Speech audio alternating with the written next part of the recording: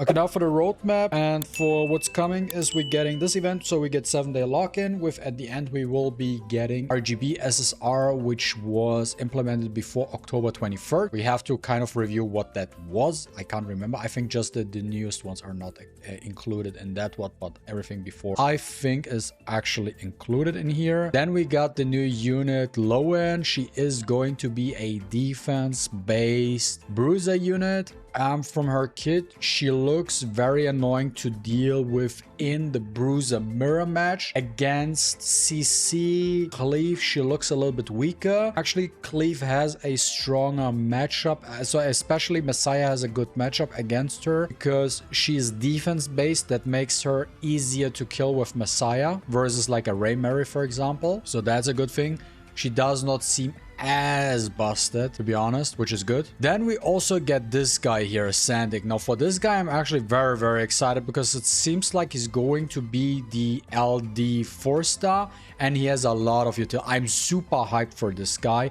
I'm gonna 6-star him immediately. I will fully lattice him. I have like 20 lattices sitting for max him out. He has crit rate buff, crit damage buff. He's cleansing debuffs, like if you have to counterplay a plume. He does all he has AoE skill reset, which is huge. I hope his percentages are good though. Hopefully they don't bullshit us with the percentages. I really hope he has a high percentage. I fully expect him to have at bare minimum like 60-70% on his S2.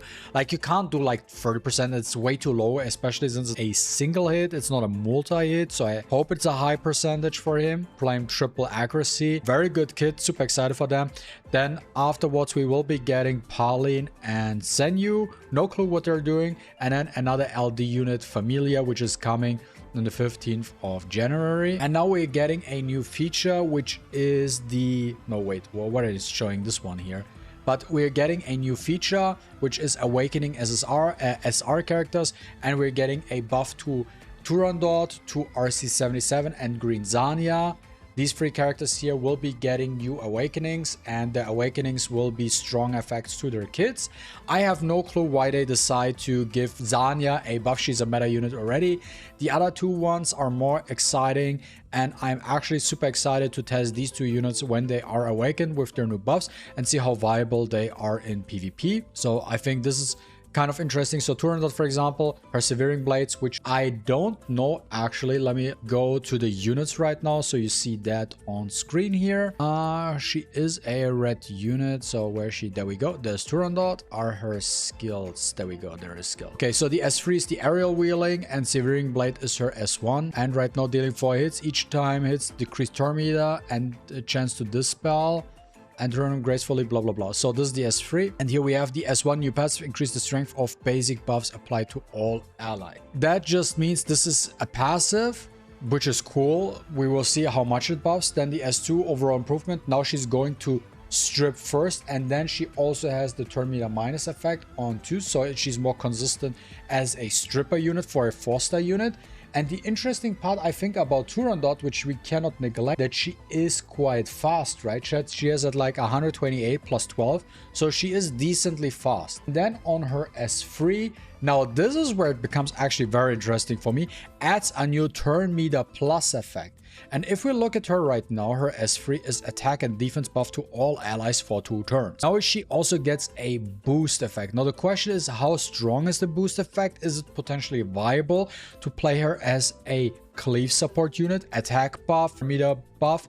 But I think to be viable, it has to be at bare minimum 35 to 40%. And then we can talk about it. Then she could be potentially very good for that purpose. But we gotta wait and see that. Then certain the buffs to RC77 S1.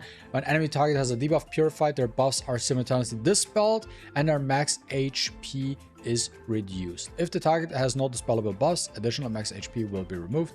So this is cool. If a debuff is removed, the buffs they have are also removed, and if they don't have any buffs, more of the HP will be destroyed. And his S2 has now a spread effect, so should be either one of two things. If we look at RC77 here, you know what, let's check out RC77 right now. Where is he? Here he is.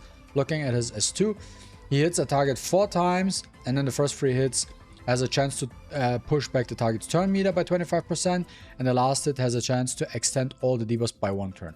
Now the question will be, is the debuff extension spreading to all, or is the entire effect spreading to all? Because now with that, it could be we have a push AoE pushback and extending debuffs, which could potentially be very huge for RC77 and be good for him in PvP. Overall skill enhancement, whatever that means, skill enhancement on his S3, no clue what that means. We gotta wait and see for that. And yeah, and they also do a lot of things. Shell's getting overviewed. We are getting a lot of goodies. Now if you look at this video again here, they shared with us, where is it? There's like metrics improvement they did here somewhere, if I can find it. Let me see real quick here. There's now this new feature with a new gem we're getting that lets us switch the matrices of the shell. So it's a lot easier now to get the shell you desire, which is pretty cool, to be honest. That is actually a good change. So now you don't need to farm shells on end for getting the right shell. Now you get that gem here. There's also a new event. It's called the Chaku Treasure Hunt, where you can get that one. And then this way you can actually get the ideal shell you're looking forward to. Then they also add like new skins for shells, which are pretty cool. Not sure how useful it is right now, but they also released a event roadmap, not a roadmap on how the things they want to do. Maybe slightly you can call this a roadmap, more or less. But there's also now you can prepare in advance. Also, the Blessing Galore seems like it's going to come every 2 to 3 weeks, which is pretty damn cool. And so you can play accordingly, plan accordingly now. And here's the new event where we get another lattice. We can reroll our gear and stuff like that. This is a solid event here right there, because an event that gives us a lattice is always a good event, right? Then we get now a feature to actually autocomplete Phantom Theater faster, but I don't think it changed anything. You can just pause, exit out of it, and that does the same thing. Then they will also update the way Ember Track Hard Mode works. So I don't know if I can find it here real quick, but basically what they're doing is you don't have to do the run stages anymore. You can only do, now you can do only the boss fights, which just speeds up everything. Now they also added a auto function to the Infinity Train, so you don't have to pick the cards manually anymore. You can just completely auto it. And I think this is all about it. Then the EWS qualifiers, stuff like that. And there's a prize pool of 50k, and whoever wins this one can create a exclusive skins with the developer. Now if I get the chance, I would make a MaTeIRiA skin, 100%, no question. MaTeIRiA is going to get a skin for sure, and whoever's gonna win, I will convince them to tell them to make a MaTeIRiA skin. So that's for that.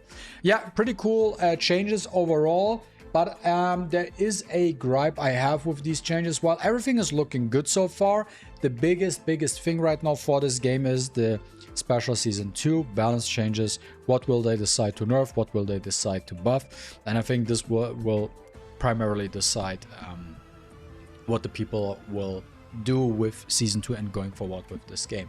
And yeah, that's it from my side with this, guys. As always, if you enjoyed watching this video, don't forget to leave a like and a comment down below. I really appreciate it, and see you with the next one.